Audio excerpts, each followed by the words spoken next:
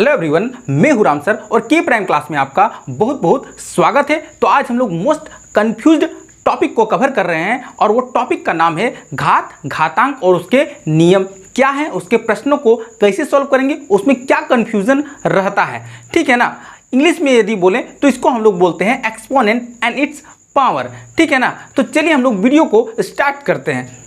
हाँ तो my dear, सबसे पहले हम लोग घात के कॉन्सेप्ट को क्लियर करेंगे कि सर घात क्या होता है। ठीक है ना। उसके लिए हमको इस कॉन्सेप्ट को समझना पड़ेगा कि कैसे इसको रीड आउट करना है, कैसे इसको पढ़ना है। इसको पढ़ना है x पर घात n, इंग्लिश में बोलेंगे x to the power n। ठीक है ना। अब मेरा इससे हम कुछ एग्जाम्पल ले लेते हैं। जो मेरा घात हो सकता है ना वो सरल रूप हो सकता है, यानी कि 3 पर घात 2। और क्या हो सकता है सर, और मेरा भिन्न रूप भी हो सकता है 3/5 पर घात मेरा 3, है कि नहीं। और एग्जाम्पल हम ले लेते हैं -5/4 पर घात 2, है कि नहीं। अब यहाँ से एक क्वेश्चन एराइज होता है। क्या होता है एराइज? एक क्वेश्चन एराइज होता है कि सर ये मेरा क्या कहलाता है। ठीक है ना। तो सर ये जो मेरा है ना, ये 3, ये मेरा आधार होता है। क्या होता है? इसको बोलते हैं आधार। ठीक है। और यहाँ पे घात। ठीक। अब सबसे पहला क्वेश्चन का बात करेंगे तो जो मेरा आधार है वो 3 है सर। क्या है? 3। और इसमें घात जो मेरा है वो क्या हो जाएगा? वो 2 हो जाएगा। यहाँ पे मेरा देखेंगे तो इसको हम लोग बोलते हैं आधार, यानी कि यहाँ पे दूसरे क्वेश्चन में 3/5 मेरा आधार है और मेरा घात जो है वो क्या है? वो 3 आंसर होगा। यहाँ पे देखेंगे तो यहाँ जो मेरा आधार होगा ना वो मेरा -5/4 होगा और घात इसका क्या हो जाएगा?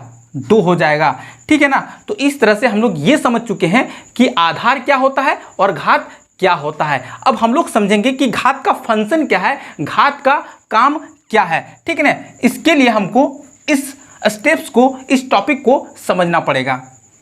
हाँ तो सर अब हम लोग नेक्स्ट वन कंप्लीट करेंगे। यहाँ देखो तो यहाँ पे क्या लिखा हुआ है सर, यहाँ पे लिखा हुआ है x पर घात 2 लिखा हुआ है। मतलब घात का जो फंक्शन है ना, घात का जो काम है, वो जो संख्या दिया हुआ रहता है ना उसको उतना ही टाइम्स गुना करना है, यानी कि इसका आंसर हो जाएगा x गुना x, इसका आंसर हो जाएगा। क्लियर है। यानी कि इसका हम एग्जाम्पल का बात करेंगे तो मान लिया जाए 2 पर घात, यहाँ पे 2 लिखेंगे तो इसका क्या आंसर आएगा? इसका हो जाएगा 2 गुने 2 बराबर इसका 4 मेरा आंसर निकल कर आएगा। क्लियर है। यदि यहाँ पे 3/5 लेते हैं और उस पर घात हम लोग 3 लिख देते हैं तब क्या होगा? यानी कि सर ये जो संख्या है ना ऊपर में 3, ये 3 टाइम्स मल्टीप्लाई हो जाएगा, यानी कि 3 गुना 3 हो जाएगा और बटा का साइन है यहाँ पे बटा दे देंगे। ठीक है ना। और यहाँ पे 5 भी 3 टाइम्स, यानी कि 3 बार गुना करना है, यानी कि 5 गुना और मेरा 5 हो जाएगा। और जब इसका आंसर निकालेंगे तो 3 तिया 9 तिया क्या हो जाएगा? 27। और यहाँ हो जाएगा 5 पचे 25 पचे 125, है कि नहीं। यानी कि सर घात का जो मेरा काम है ना वो क्या है कि जितना बार मेरा घात रहेगा, जो दिया हुआ संख्या है ना उतना ही बार हमको गुना करना है। इतना कॉन्सेप्ट क्लियर है। चलिए हम लोग थोड़ा सा और आगे बढ़ते हैं एक बेहतरीन कॉन्सेप्ट के साथ। ठीक है ना। हाँ तो माय डियर, जैसा कि आप देख पा रहे होंगे यहाँ पे आपको 4 प्रश्न दिखाई दे रहे हैं। ठीक है ना। और साफ साफ देखो तो यहाँ पे मैंने घात को 2 भाग में बांट दिया है। यदि घात मेरा सम संख्या होगा, ये दोनों मेरा सम संख्या है। यदि घात मेरा क्या होगा? विषम संख्या होगा। ऑन दैट कंडीशन आंसर में क्या चेंज होगा? पूरा बेहतरीन कॉन्सेप्ट को क्लियर करना है और हम लोग को बन जाना है स्ट्रांग। ठीक है ना। यदि मेरा जो आधार है, ठीक है ना, आधार यदि धनात्मक संख्या है, एक पॉजिटिव नंबर है, तब तो जो मेरा आंसर आएगा ना सर वो मेरा प्लस में आंसर आएगा सर। यहाँ तक क्लियर है। चाहे जो भी आंसर आ गया, 2 गुना 2 गुना 2 गुना 2, यानी कि 2 दूना 4 दूना 8 दूना 16 मेरा आंसर आएगा। यहाँ पे कोई कंफ्यूजन नहीं है। लेकिन यहाँ पे जैसे ही हम लोग यहाँ पे इसको क्लियर आउट करेंगे ना तो यहाँ पे बहुत सारे स्टूडेंट्स कंफ्यूज हो जाते हैं। क्या होता है? अब यहाँ देखो, कभी भी मेरा घात यदि सम संख्या है और आधार एक ऋणात्मक संख्या है, उस समय जो मेरा आंसर आएगा वो मेरा प्लस साइन में आंसर आएगा। इस बात को माथा में डाल लो। यानी कि -3 गुना हो जाएगा -3 और 5 गुना हो जाएगा 5, तब इसका आंसर क्या आ जाएगा? 9 बटा डायरेक्ट 25 आंसर आएगा। ऐसा नहीं कि यहाँ पे तुमको माइनस साइन देना है। इतना याद रहेगा। जैसे ही हम लोग विषम संख्या में पहुंचेंगे तो इतना जान लो कि कभी भी घात एक विषम संख्या है और जो मेरा आधार है वो ऋणात्मक होगा, तब तो उसका आंसर गारंटी के साथ क्या आ जाएगा, -1 और 2 को 5 बार गुना करेंगे तो हो जाएगा 32, यानी कि -1/32 मेरा इसका आंसर निकल कर आएगा। तो इतना आपको याद रखना है। चाहे यहाँ पे 100 रहेगा तो भी मेरा आंसर प्लस में आएगा और यहाँ पे 101 रहेगा तो गारंटी के साथ मेरा जो आंसर आएगा वो माइनस में आंसर आएगा, ऋणात्मक संख्या एक आंसर होगा। यहाँ तक क्लियर है। तो क्या हम लोग अब नेक्स्ट वन के लिए करें? तो सर यदि मेरा घात ऋणात्मक होगा तभी क्या होगा, कंडीशन बनता है कि नहीं? अभी तो हम लोग धनात्मक घात का बात कर रहे थे। यदि मेरा घात ऋणात्मक हो जाएगा तब क्या कंडीशन है, ठीक है ना? हाँ तो सर यदि मेरा घात यदि ऋणात्मक संख्या है, इस पॉइंट को हम लोग देखेंगे तो इसका मतलब होता है x पर घात -1, ठीक है? तो इसका जो आंसर आएगा ना सीधा 1 मेरा x इसका आंसर होगा, ठीक है? अभी तुम लोगों को समझ में नहीं आया होगा, सीधा हम एग्जाम्पल में चलते हैं। यदि सर 2 पर घात माइनस है तो इसका आंसर कुछ क्या होगा, कुछ नहीं, इसका आंसर 1 और बटा मेरा 2 आंसर होगा, है कि नहीं? 2 पर घात -1 बोल दो चाहे 1/2 बोल दो, यहाँ पे कोई दिक्कत नहीं है। लेकिन सर यदि ये संख्या जो मेरा है आधार मेरा भिन्न रूप में होगा तभी क्या होगा, यानी कि 2/5 होगा और यहाँ पे हो जाएगा मेरा घात जो मेरा -1 होगा तब क्या होगा, कुछ नहीं, कंडीशन है आपको सिर्फ जो नंबर है ना उसको उलट कर लिख देना है, यानी कि ये जो मेरा 5 ऊपर चल जाएगा और यहाँ 2 नीचे आ जाएगा, ये मेरा आंसर हो जाएगा। यहाँ तक क्लियर है, कोई दिक्कत नहीं है सर, ठीक है ना? चलिए हम लोग और एक एग्जांपल लेते हैं कि सर यहाँ पे 3/2 पर घात -2 होगा तभी क्या होगा सर, कुछ नहीं करना है, सबसे पहले इसको हम लोगों को ऋणात्मक से धनात्मक बनाना है, क्लियर है? यानी कि निगेटिव से हम लोगों को पॉजिटिव कर देना है। सबसे पहले तो इसको हम लोग क्या करेंगे, उल्टा कर देंगे, यानी कि मेरा 3/2 से 2/3 हो जाएगा और घात जैसे ही इसको उल्टा करते हैं ना तो ये मेरा घात क्या हो जाता है, धनात्मक यानी पॉजिटिव हो जाता है, ठीक है ना? अब इसको हम लोग क्या लिखेंगे, 2 दूना 4 और 3 का 3 बार गुना करेंगे तो हो जाएगा 9। तो ये पूरा क्लियर हुआ कि नहीं, हाँ या नहीं? सर बिल्कुल क्लियर हो गया है। चलिए हम लोग अब नेक्स्ट स्टेप का बात करते हैं। हाँ तो जैसे ही हम लोग नेक्स्ट स्टेप में पहुंचेंगे तो यानी कि x⁻0, इसका मतलब क्या होता है, इसका मतलब सर जो वैल्यू होता है ना वो 1 होता है, इतना तुम दिमाग में अपना रख लो, ठीक है? यदि हम लोग बोल देंगे ना कि बकरी पर पावर 0 तो ये क्या हो जाएगा, इसका आंसर भी मेरा 1 आएगा, ठीक है? इस तरह से यदि लिख देंगे 2⁻0 इंटू 5⁻0 इंटू 1000, यानी कि यहाँ पे 10,000 लिखते हैं 2⁻0, तो सर इसका आंसर क्या आएगा सर, इसका आंसर क्या आएगा, यहाँ देखो तो यहाँ पे इसका आंसर सर आप बताएं, जैसा कि कोई भी चीज़ पे पावर 0 रहेगा तो उसका आंसर 1 आएगा, यानी कि 1 गुना 1 गुना 1, इसका आंसर 1 ही होगा सर। Is that clear? कहीं कोई दिक्कत नहीं है सर। और क्वेश्चन ले लेते हैं, 2 टू द पावर यानी कि 2 पर घात 0 प्लस 3 पर घात 0, क्या आंसर आएगा सर?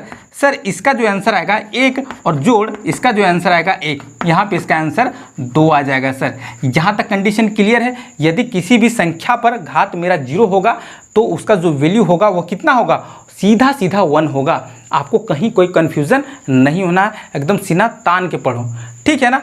चलिए अब हम लोग सीधा सीधा नियम का बात करते हैं कि घातांक और उसके नियम क्या बोलते हैं, ठीक है ना? तो यदि हम लोग घातांक के पहला नियम का बात करेंगे तो सबसे पहले देख लो a/b पर पावर m इंटू a/b पर पावर n, तब इस कंडीशन में मेरा क्या आंसर होगा। तो एक चीज़ देख लो, यहाँ पे देखो तो यहाँ पे मेरा आधार क्या होना चाहिए, यहाँ पे आधार मेरा समान है सर। ऑन दैट कंडीशन हमको इसको कॉमन लिख देना है, यानी कि a/b, और जो मेरा घात होता है ना, यहाँ पे घात कितना है m और यहाँ पे घात कितना है n। अभी तक तो समझ में आ गया होगा और कुछ नहीं करना है सर, यहाँ पे कर देना है m प्लस n, कोई दिक्कत नहीं। ये मेरा घातांक का पहला नियम है, ठीक है ना? फॉर एग्जाम्पल सर 3/5 पर घात 3 है ना, गुना 3/5 5 पर घात 2। इसका आंसर क्या आएगा सर? कुछ नहीं, यहाँ पे लिख दो 3/5 दोनों में हो जाएगा। देखो आधार ना सेम रहना चाहिए बाबू, यदि आधार यहाँ अलग हो गया तब ये रूल काम नहीं करेगा, ठीक है ना। तो सर कुछ नहीं करो, कॉमन लिए और 3 और 2 जोड़ आता है ना, बस जोड़ दो, यानी कि सर हो जाएगा 5 हो जाएगा सर। 3 जोड़ 2 बराबर कितना?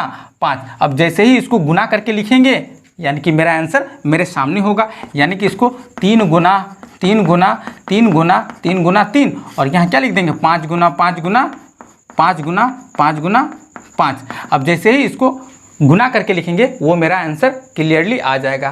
तो क्या कॉन्सेप्ट क्लियर हुआ ना भाई? कॉन्सेप्ट तो क्लियर है कि नहीं? ये मेरा घातांक का पहला नियम है, ठीक है ना। चलिए अब हम लोग दूसरे नियम की ओर चलते हैं, ठीक है ना। हाँ तो सर यदि हम लोग घातांक का दूसरा नियम देखेंगे, ठीक है ना बच्चों, तो घातांक का दूसरा नियम क्या बोलता है? यदि मेरा a/b दिया हुआ है पावर m, ठीक है, और बीच में यदि डिवाइड का साइन हो जाएगा, है कि नहीं, और यहाँ भी a/b पर पावर n है, तब मेरा क्या आंसर होगा सर? तो जब मेरा यहाँ पे डिवाइड का साइन रहेगा ना और मेरा आधार समान रहेगा, एक जैसा रहेगा, तब मेरा रूल्स बोलता है कि a/b मेरा कॉमन हो जाएगा और यहाँ पे मेरा जो घात है वो मेरा घट जाएगा सर, यानी कि m - n हो जाएगा। यहाँ तक क्लियर है? बिल्कुल क्लियर है सर।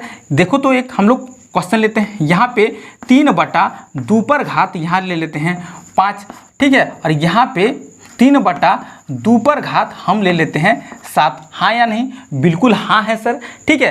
क्या होगा इसका आंसर? कुछ नहीं सर, 3/5 हम लोग क्या ले लेंगे? कॉमन, और क्योंकि यहाँ भाग का साइन है तो हम लोग को घात क्या होगा? वो घट जाएगा सर। वो क्या हो जाएगा? घट जाएगा, यानी कि 5 घटा हो जाएगा 7। यहाँ तक क्लियर है? बहुत अच्छा सर। अब यहाँ पे 3/5 घटा के कितना बचेगा? कभी भी यहाँ पे कौन साइन है? प्लस, और जोड़ घटा का साइन रहेगा, क्या होगा? घटा होगा सर, और यहाँ बच जाएगा -2, है कि नहीं। अभी ये वाला सॉल्व करने के लिए सीखा है कि नहीं, कि घात कभी भी माइनस साइन में नहीं रह सकता है, उसको प्लस में साइन करने के लिए इसको उल्टा कर देना पड़ता है, और उसको उल्टा जैसे ही करेंगे ये मेरा प्लस साइन में बदल जाएगा। अब यहाँ क्या हो गया? मतलब 5 का पहाड़ा 2 बार पढ़ेंगे, 5 × 5 यानी कि 25, और यहाँ पे 3 × 3 यानी कि 9। ये मेरा क्लियर आंसर निकल के आएगा। तो बहुत ही आसानी से इस कॉन्सेप्ट को हमने क्या किया है? क्लियर कर लिया है। तो आई होप आप लोगों को समझ में आया कि नहीं आया? बिल्कुल समझ में आ गया है, ठीक है ना। तो इन सब चीज़ों को आप लोगों को ध्यान में रखना है। चलिए हम लोग अब घातांक के तीसरे नियम का बात करते हैं, जो कि बहुत ही ज़्यादा ईजी है, ठीक है ना। हाँ तो मेरे प्यारे बच्चों, यदि यहाँ पे तीसरे नियम का बात करेंगे, घातांक के तीसरे नियम का बात करेंगे, तो a/b मेरा एक भिन्न का संख्या होता है, ठीक है। यदि इस पर घात m है, ठीक है, और यहाँ पे कोई साइन नहीं है, डायरेक्ट एक बड़ी कोष्ठ के बाद यहाँ पे n दिया हुआ है, उस कंडीशन में मेरा आंसर क्या होगा सर? यहाँ पे घात है ना, गुना हो जाएगा सर। क्या हो जाएगा? गुना हो जाएगा, यानी कि a/b और यहाँ हो जाएगा m × n। क्लियर है? एक एग्जाम्पल हम लोग देख लें। मान लिया जाए यहाँ पे 3/5 एक मेरा क्वेश्चन दिया हुआ है, और यहाँ दिया हुआ है घात जो मेरा -2, और यहाँ पे बिग ब्रैकेट यानी कि बड़ी कोष्ठ के बाद यहाँ पे दे दिया है 2।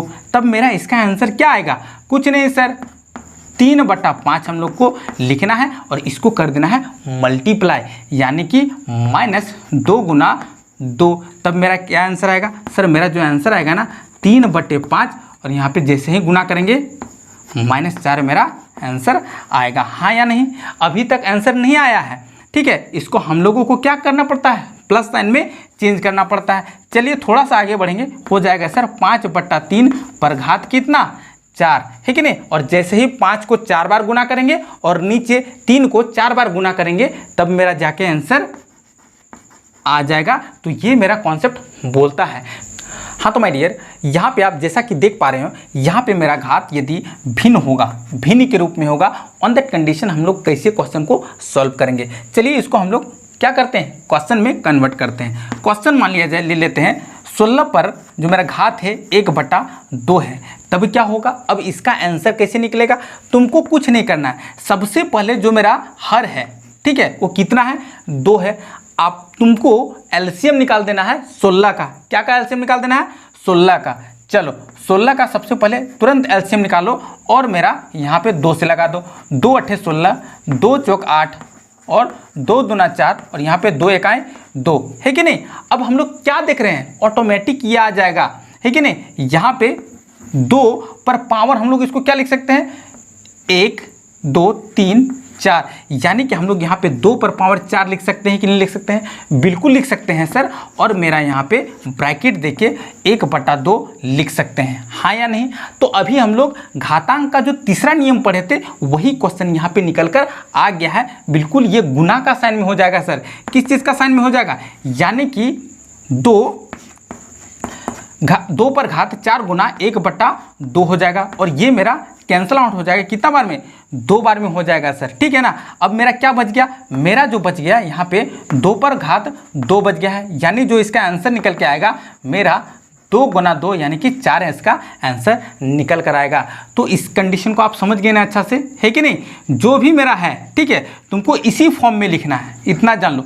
जो मेरा हर है ना उसी फॉर्म में तुमको घात भी लिखना है, ठीक है। और इस कंडीशन को तभी सॉल्व कर सकते हैं जब हम लोग घातांक के तीसरे नियम का यूज करेंगे, उसका प्रयोग करेंगे। क्लियर है कंडीशन। चलिए अब हम लोग क्वेश्चन को सॉल्व करते हैं, ठीक है ना।